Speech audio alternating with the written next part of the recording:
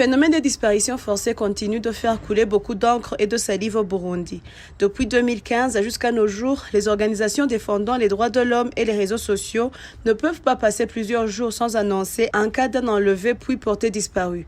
La police, le service national de renseignement, les Imbonerakure, le renseignement militaire ou des personnes non encore identifiées à bord d'un véhicule aux vitres non transparentes sont souvent cités comme les auteurs des enlèvements. Il y a des fois où même le chauffeur du véhicule utilisait sa plaque et la personne qui a servi d'appât pour attirer vers ses bourreaux la personne portée disparue soit identifiée. Mais que la justice ne fasse aucun effort pour exploiter ces pistes afin de poursuivre les auteurs de ce crime. La seule chose que la famille de la victime puisse faire, c'est de chercher dans toutes les prisons et de faire des communiqués sur les réseaux sociaux, mais en vain. La campagne Ndondeza de l'organisation Forum pour la conscience et le développement fait des enquêtes pour creuser et savoir l'identité de chaque personne portée disparue, les raisons de son enlèvement ainsi que les auteurs de ce crime. La plupart des disparitions forcées concernent les personnes considérées comme des opposants par le parti au pouvoir CNDD-FDD selon la campagne Ndondeza.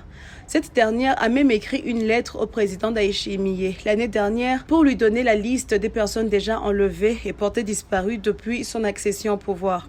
Le président et son service chargé de la communication n'ont jamais réagi à propos de cette lettre. Le phénomène des disparitions forcées avait déjà fait couler beaucoup d'encre et de salive au cours de la crise qui a secoué le Burundi en 1972.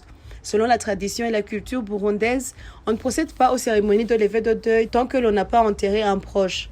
Ainsi, les familles des victimes des disparitions forcées, pendant les crises que le pays a traversées depuis le lendemain des indépendances jusqu'à aujourd'hui, n'ont procédé ni au deuil ni à la levée de deuil, ce qui éternise les traumatismes psychologiques chez les familles des victimes.